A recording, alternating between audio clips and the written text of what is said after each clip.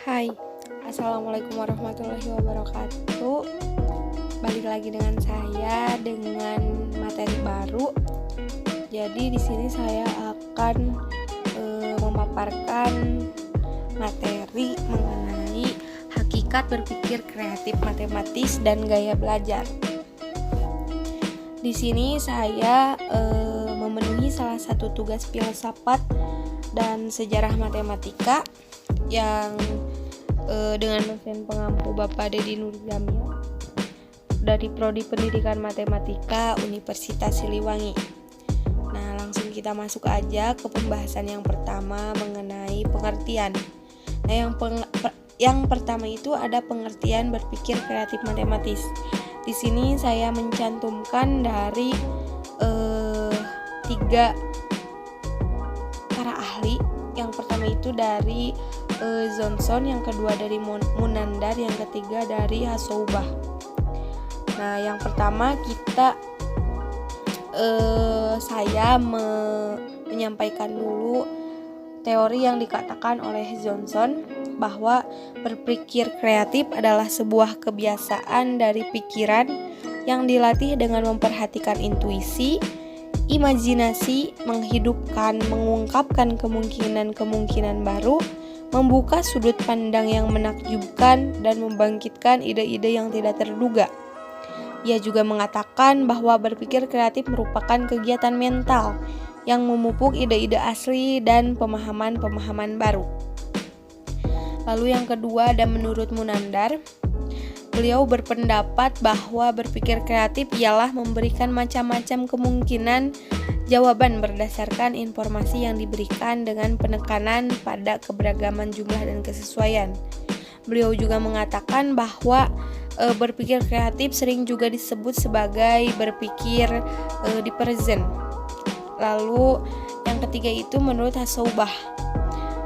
Beliau berpendapat bahwa berpikir kreatif adalah pola berpikir yang didasarkan pada suatu cara yang mendorong kita untuk menghasilkan produk-produk yang kreatif. Dengan demikian, seseorang dapat dikatakan kreatif apabila ia secara konsisten dan terus-menerus menghasilkan sesuatu yang kreatif juga, yaitu hasil yang asli atau original, relevansi dan sesuai dengan keperluan. Maka di sini saya menyimpulkan bahwa berdasarkan beberapa pendapat di atas, melalui analisis sintesis dapat disimpulkan juga berpikir kreatif merupakan kegiatan mental yang memupuk ide-ide asli dan pemahaman-pemahaman baru. Berpikir kreatif juga sering disebut sebagai berpikir divergen. Berpikir artinya proses yang bisa menghasilkan berbagai kemungkinan solusi untuk menghasilkan ide brilian dan kreatif. Nah, jadi dengan demikian seseorang dapat dikatakan kreatif apabila ia secara konsisten dan terus-menerus menghasilkan sesuatu yang kreatif juga. Lalu selanjutnya ada pengertian gaya belajar. Sama di sini saya juga mencantumkan pendapat-pendapat dari para ahli. Yang pertama itu dari S. Nasution, yang kedua dari De Porter dan Hernacki, dan yang ketiga ada dari Fleming dan Mills.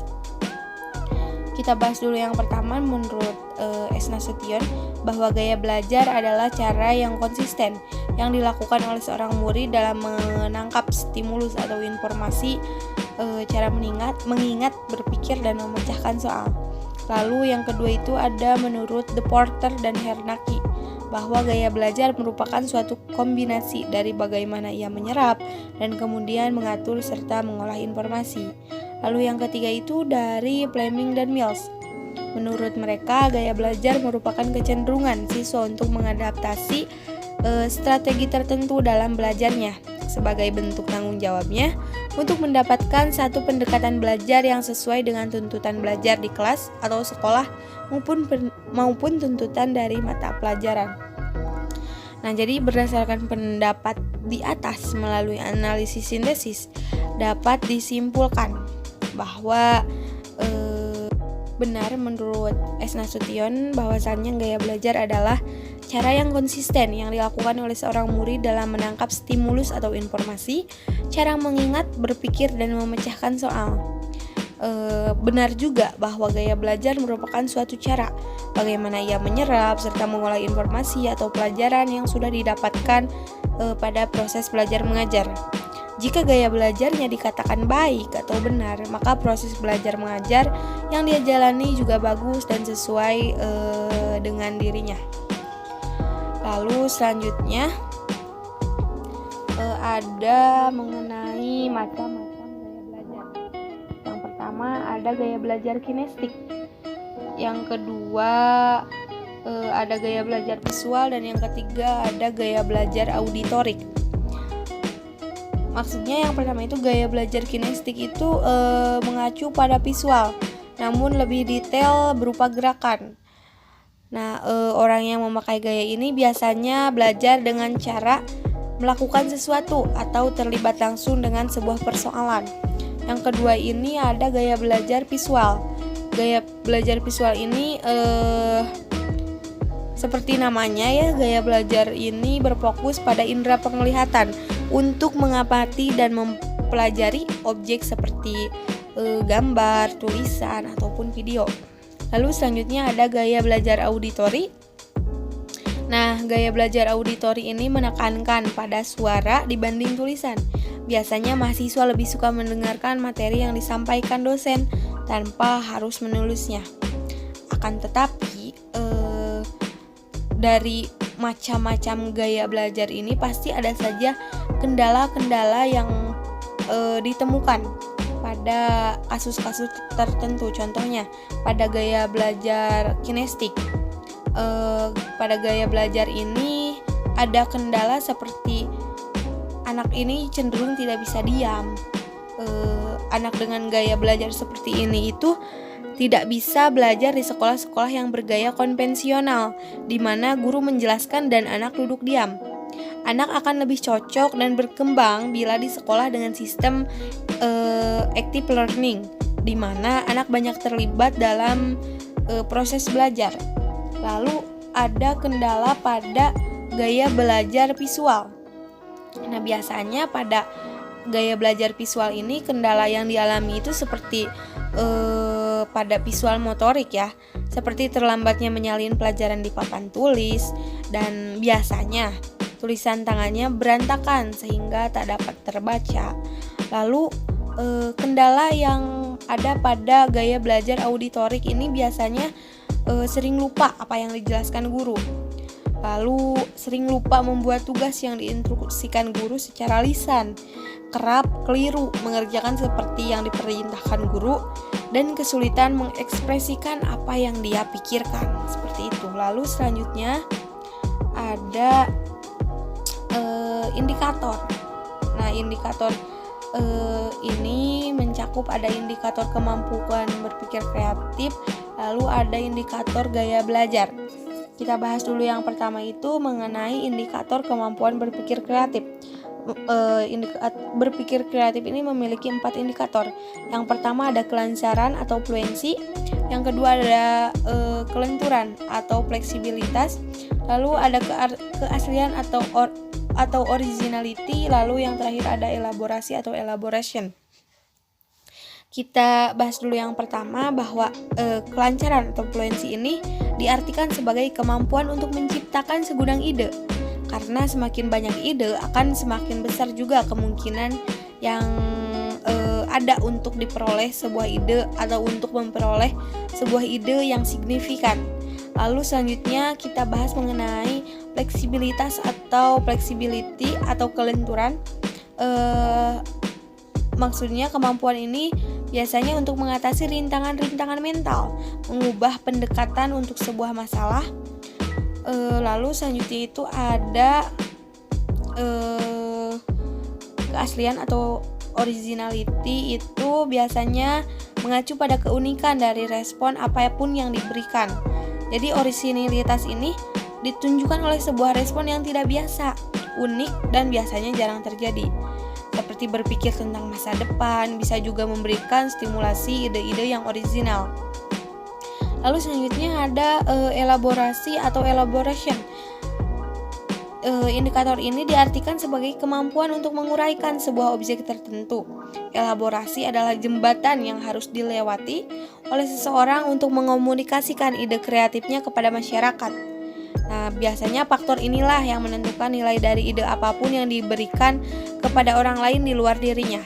Jadi elaborasi ditunjukkan oleh sejumlah tambahan dan detail yang bisa dibuat untuk stimulus sederhana untuk membuatnya lebih kompleks. Nah, mungkin itu indikator kemampuan berpikir kreatif. Lalu selanjutnya itu ada indikator gaya belajar. Yang pertama ada indikator gaya belajar visual, diantaranya lebih mudah memahami pelajaran dengan melihat bahasa tubuh atau ekspresi. Lebih memahami pelajaran dengan membaca dan menulis. Lalu mengerti baik mengenai posisi, bentuk, angka, dan warna. Lalu tidak terganggu, biasanya tidak terganggu dengan keributan.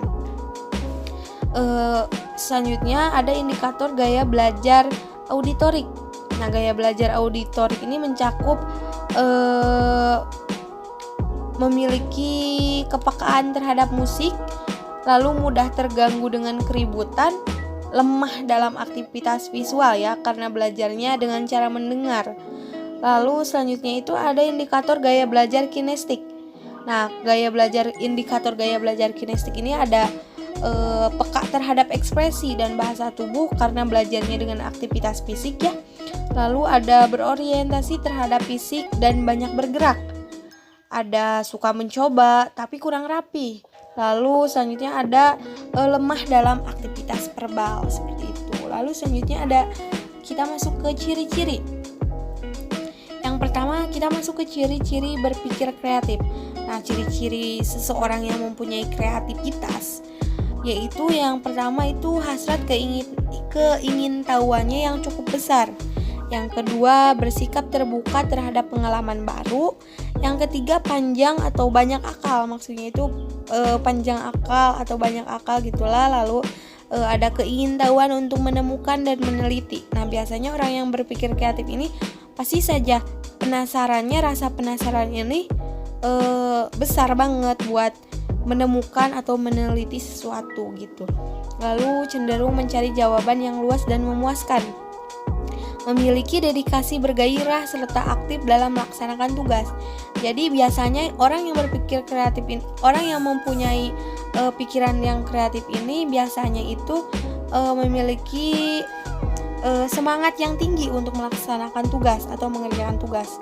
Selanjutnya ada berpikir fleksibel, ada menanggapi pertanyaan yang diajukan serta cenderung memberi jawaban lebih banyak. Selanjutnya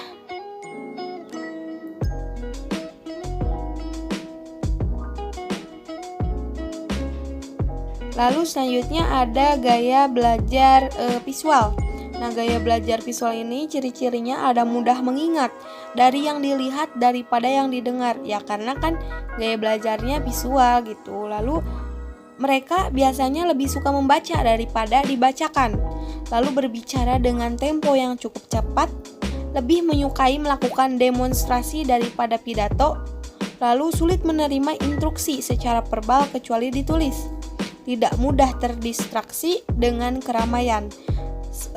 Lalu suka menggambar apapun di kertas. Maksudnya biasanya orang yang gaya belajar visualnya itu pasti jika ada kertas nganggur aja pasti mereka gambar atau ditulis-tulis apa gitu.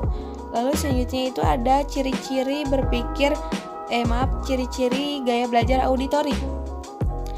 Nah, biasanya orang yang belajar dengan gaya auditori ini suka mengingat sesuatu dari apa yang didengar daripada yang dilihat. Ya namanya kan gaya belajar auditori gitu.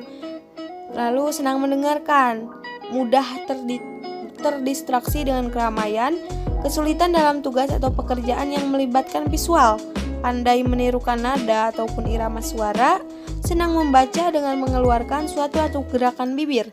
Biasanya merupakan pembicara yang fasih. Lalu mudah dalam mengingat nama saat berkenalan dengan orang baru. Nah, selanjutnya itu ada ciri-ciri gaya belajar kinestik. Yaitu yang pertama itu ada menyenangi belajar dengan metode praktik.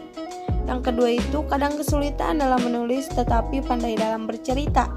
Lalu menyukai aktivitas yang melibatkan gerakan tubuh seperti olahraga atau menari.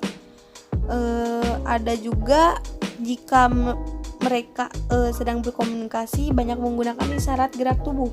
Lalu mereka juga bisa menghafal dengan cara berjalan atau melihat. Nah, itu ciri-ciri dari berpikir kreatif dan ciri-ciri dari gaya belajar. Nah, mungkin sekian materi yang bisa saya sampaikan pada video kali ini. Mungkin nanti akan ada video-video yang baru dengan materi yang berbeda. Terima kasih, mungkin itu saja. Assalamualaikum warahmatullahi wabarakatuh.